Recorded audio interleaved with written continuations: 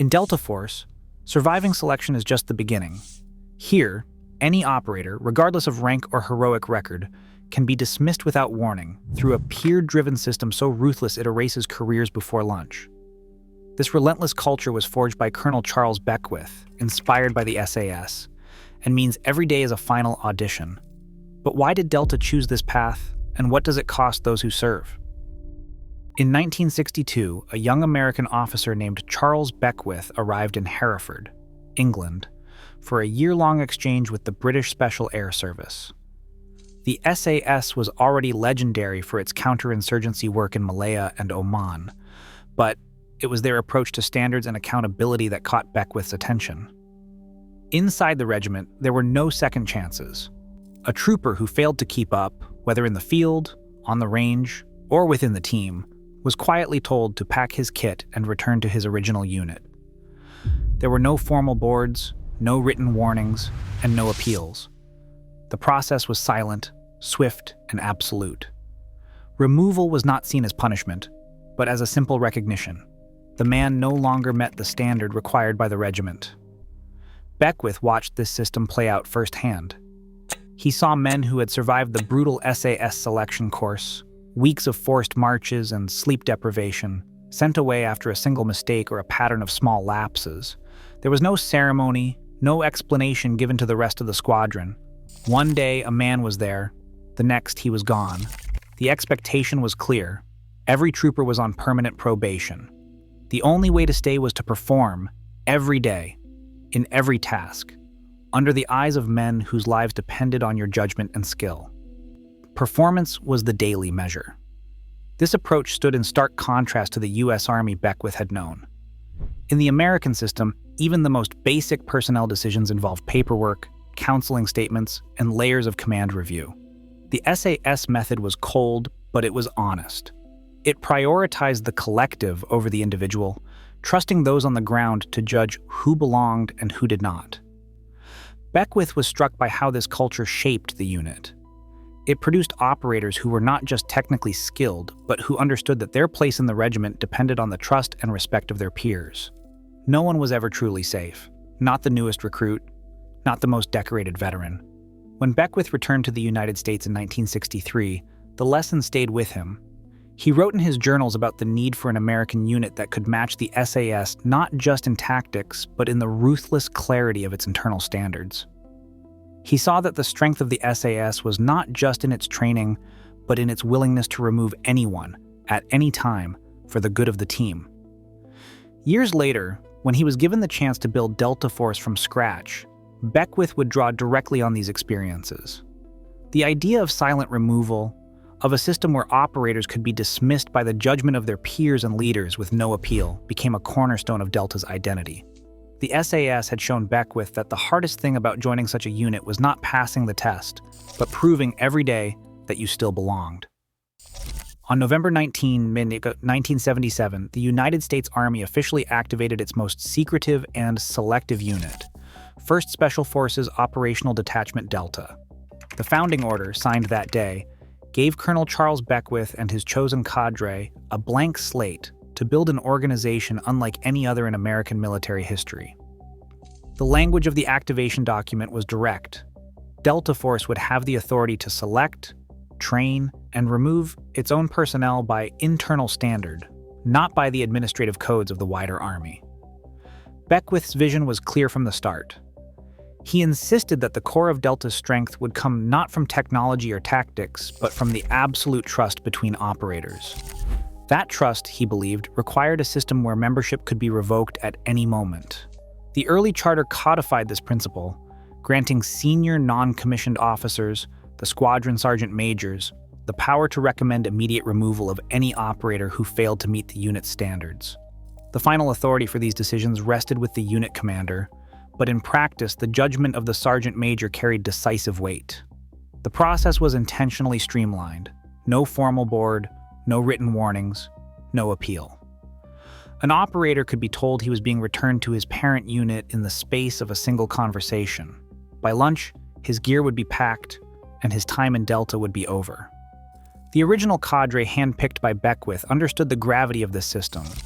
Many had left successful careers in the Rangers, Special Forces, or other elite assignments to join a unit that, on paper, barely existed. They accepted that selection was only the beginning. Every day in Delta was a test. The authority to remove a teammate, no matter how experienced or decorated, was not just a privilege, but a burden. It demanded integrity, objectivity, and a willingness to put the mission above personal loyalty. This approach stood in stark contrast to the Army's traditional personnel system, where even minor disciplinary actions required layers of documentation and review. In Delta, the expectation was simple. Standards would be enforced by those who lived and worked closest to the danger. The founding order made it explicit.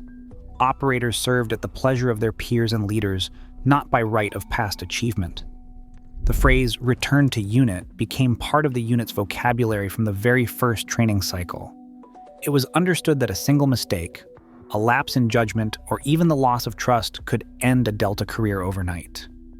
By embedding this authority in the unit's DNA from day one, Beckwith ensured that Delta Force would never become a place where tenure or reputation could shield an operator from accountability. The system he put in place in 1977 remains the backbone of Delta's internal culture. A peer-driven, leader-enforced standard where every man is on permanent probation, and the only guarantee is the expectation to perform today and every day after. Inside Delta's training compound, the numbers tell their own story. Each operator fires between 2,500 and 3,000 live rounds every week, most of them inside the tight, unpredictable maze of the shooting house. The walls are scarred with bullet impacts, and the air hangs heavy with the smell of gunpowder and sweat. Every drill is a live fire exercise, with targets appearing and disappearing in doorways and shadows. Sometimes a teammate plays the role of a hostage, kneeling in the dark just feet away from the line of fire.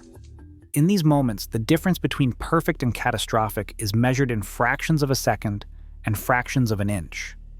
Operators move at full speed, clearing rooms with rifles raised, split-second decisions guiding every shot.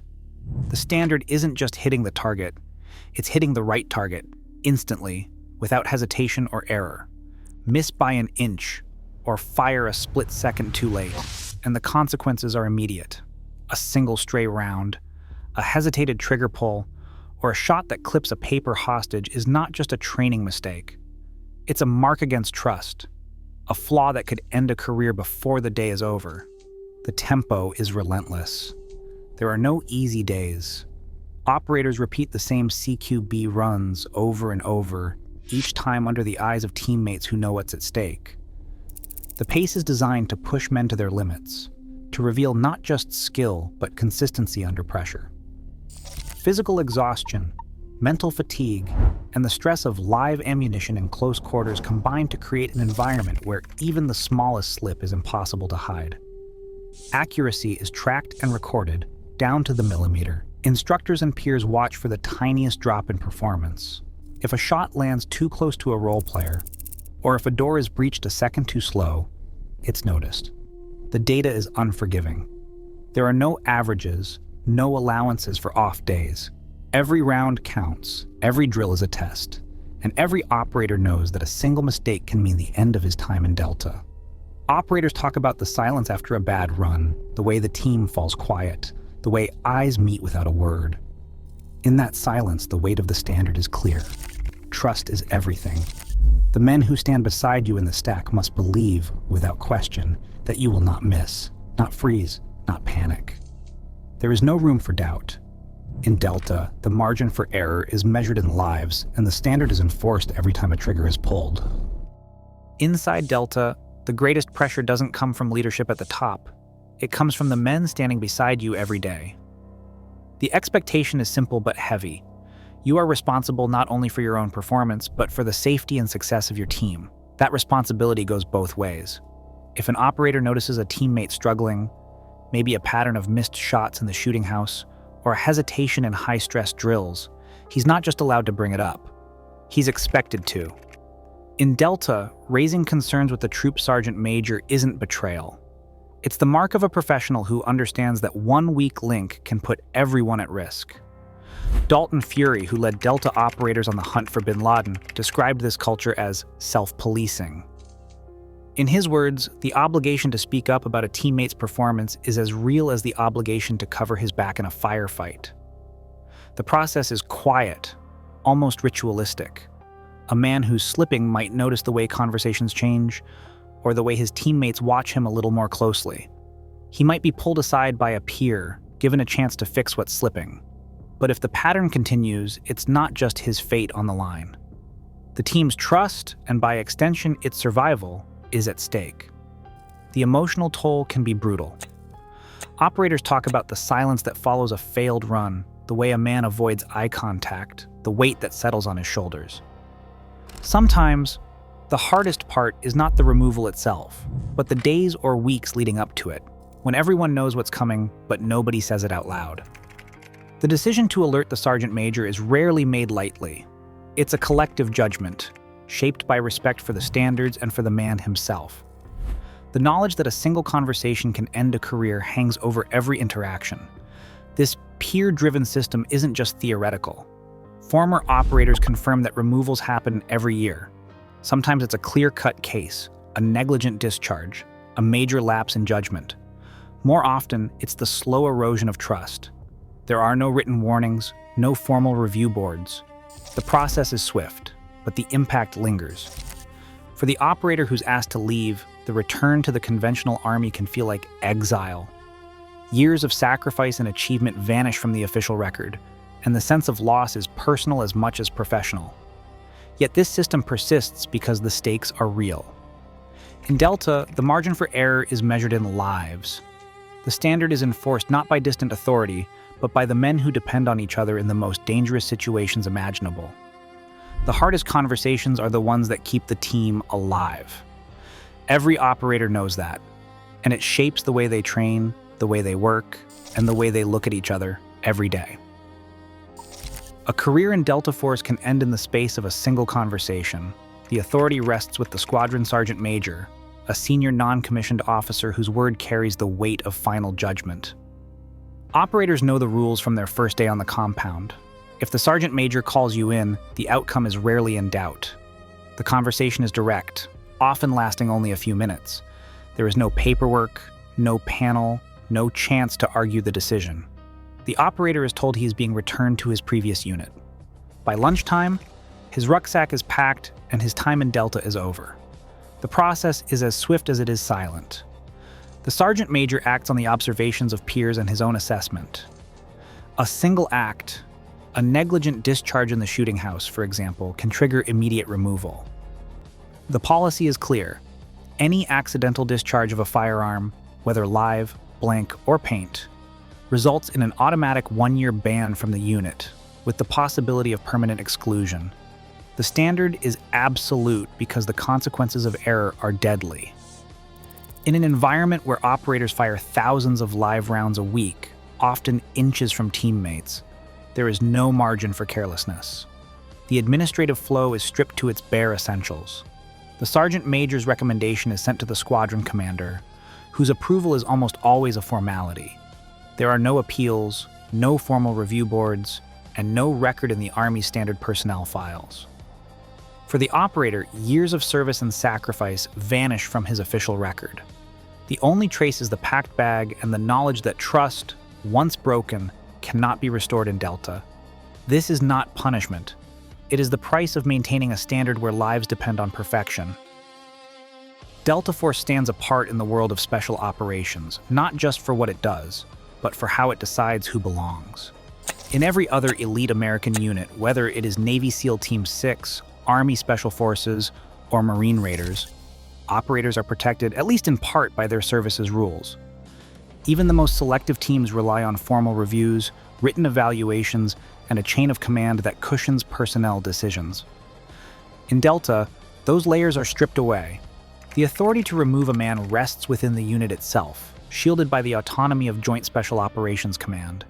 This arrangement allows Delta to enforce standards with a speed and finality that would be unthinkable elsewhere in the U.S. military. Military scholars sometimes call Delta a high-reliability organization, a group where the price of individual failure is so high that traditional safeguards give way to real-time quality control. In this environment, trust is not built on paperwork or annual ratings. It is forged in the daily, silent consensus of peers and enforced by leaders who know the cost of even a single mistake. The process is so deeply embedded that it has become almost invisible to those inside. A culture where the only job security is performance, and where even a spotless record offers no protection from the judgment of the team. This is the paradox at Delta's core. The selection course is legendary for its brutality, but passing it is only the beginning. The real challenge is staying in. Every day is an audition, and the only constant is the possibility that today could be your last.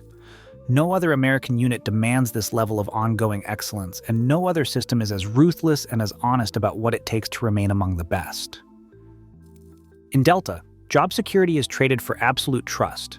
Every day, every mission. That level of accountability is rare, even in elite circles. As global threats grow more complex, organizations everywhere face a similar question. Is safety found in procedure or in people policing their own? Sometimes, the highest standard is the hardest to sustain. What would it mean if we demanded that everywhere? Share your thoughts below.